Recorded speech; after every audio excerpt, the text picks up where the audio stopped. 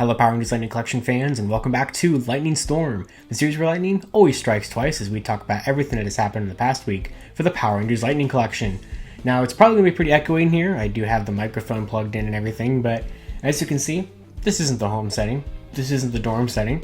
I'm actually on set right now for my college thesis film, which is why there's been barely any videos on the channel this past week, and I'm very, very sorry for that. I've really wanted to make a video about Cosmic Fury from PulseCon. I've really wanted to make a video about a bunch of different Dawn Brothers stuff that's happened, and I just have not had the time. But I have to give you guys an episode of Lightning Storm here, and we're doing it here from this Airbnb house that's the set for the project that we're doing. So let's go ahead and get into what we have for this week.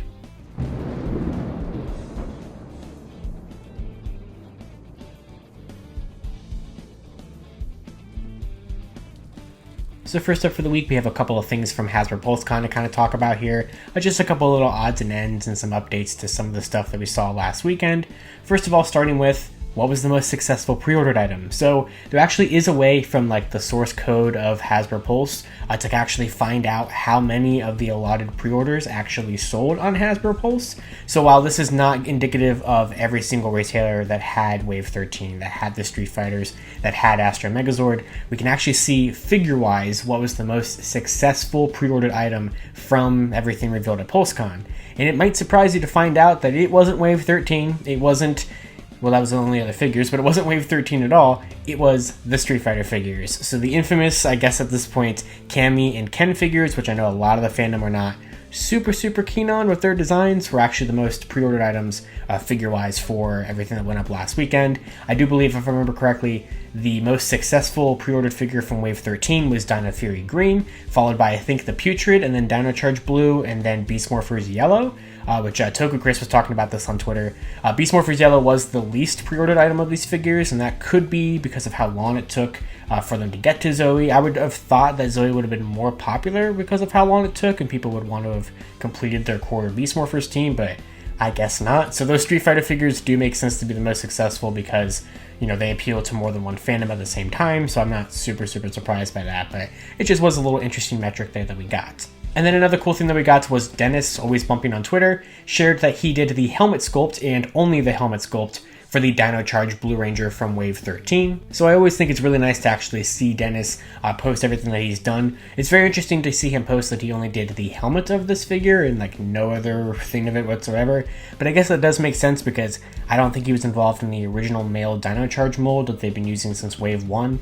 And I don't know how the process is of making the older molds pinless or anything like that. I don't know if there's really a resculpting process that necessarily has to go into it at a big level, but it is still cool to see Dennis still be doing sculpts for Lightning Collection and how he had a little bit of a hand in Wave 13. And then also speaking of Wave 13, one thing that I didn't really notice until I was looking at the pictures in higher detail, and also due to the fact that the pictures weren't out at the time that I made the last episode of Lightning Storm, which was my PulseCon recap one, not counting that extra episode of Selfie Series, which was a really fun one. If you guys did not check that out, last Saturday I made my Selfie Series figure order, and that was a really cool video to put together. But on the back of the box for Wave 13, they actually show off the names of the characters, like above their name of their Rangers, like below the accessories thing, which I think is really cool. We get to see Zoe Reeves, we get to see Izzy Garcia and Coda. I think it's really cool that they have that there, and it kind of just adds a little bit more of bringing the character to life because of the civilian head and everything like that already. But it's just cool to see the boxes, as kind of polarizing that they are, with no longer having Tom Whalen artwork and not being the most popular design choice, have something kind of cool that they're bringing to the table that we hadn't gotten to see before.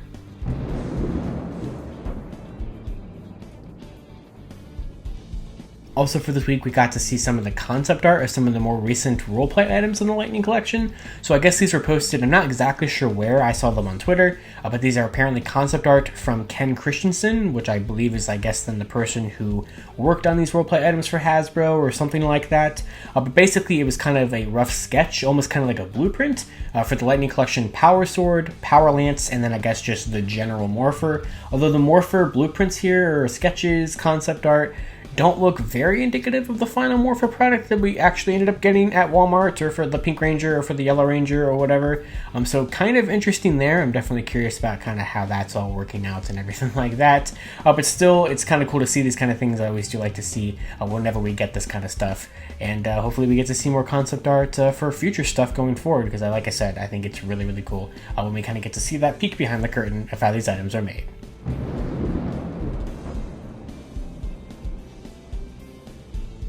Next up, I want to focus on the UK for a little bit, and first starting with MCM London Comic Con. So it was originally reported a couple of weeks ago by Power Ranger that MCM London Comic Con was going to be happening again this year, and that Hasbro was going to be attending, and that there was the potential possibility that we would see something Power Rangers at the convention. Well, we're not. So it was officially confirmed that there was going to be a couple of Hasbro brands there, kind of showing off some stuff, but nothing for the Power Rangers Lightning Collection.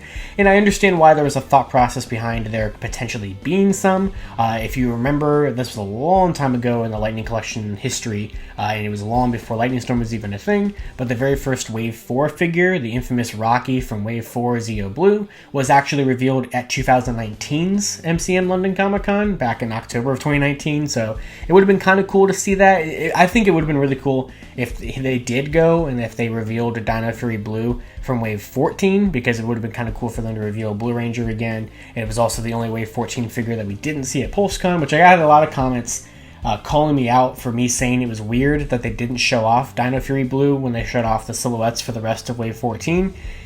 And I get it, that's valid. So a lot of people in the comments pointed out that it wasn't weird that they didn't show them because they showed off Dino Thunder Black, Lost Galaxy Pink, I was kind of wrong, and SPD Yellow's silhouettes, because those were the ones that completed teams, and that was what they had said right before they showed off those silhouettes. So it did make sense in that context why they didn't show Dino Fury Blue, so that makes perfect sense. But it would have been cool if Hasbro was attending MCM London Comic Con, or well, I mean, if they are, but if Power Rangers was attending, it would have been cool to see a Wave 14 reveal there or something like that. But I guess we'll just have to wait a little longer, which is fine, because we've had a lot of Wave retail figure reveals in the last 2 months or so, and hopefully we'll see some Wave 14 reveals before the end of the year. Also in the UK this past week, we finally got to see the release of the Color Swap 2-pack, and with that we finally get to look at the back of the box, which is something that Hasbro's always been hiding from us for some reason, but it does match the new plastic repackaging thing with the accessories photo on the back and all that kind of stuff. So I think this set looks pretty solid. There's a really good review of it out there on YouTube right now from Airlim, so I'm going to be linking that in the description below. And also I'm going to be linking his follow-up video where he goes into if you can swap the head from the new Trini Red Ranger body onto the original Red Ranger figure, because I'm sure that's kind of a big drawing force for a lot of people getting this set. But if you're curious to see how plastic repackaging is going to be working and how it's going to be handled for the actual Lightning Collection figures, be sure to check out that video from Airlim and all his pictures that we got on Twitter, because I think the set looks pretty solid. And then also speaking of the UK, since I know it is slowly becoming harder and harder to get Lightning Collection stuff in the UK, because of some stuff I've talked about in Lightning Storm a couple of weeks ago, I do want to go ahead and share the post in the description below of the Ranger Board thread that was put together, or the Ranger Board links that were put together, of all the different UK retailers that are offering the Street Fighter figures in Wave 13. So you do have a couple of options out there. They're not just all on Hasbro Pulse UK, so it's just cool if you guys are looking for those figures and want to get your hands on those pre-orders for them. There'll be a link to a bunch of different places you can in the description below.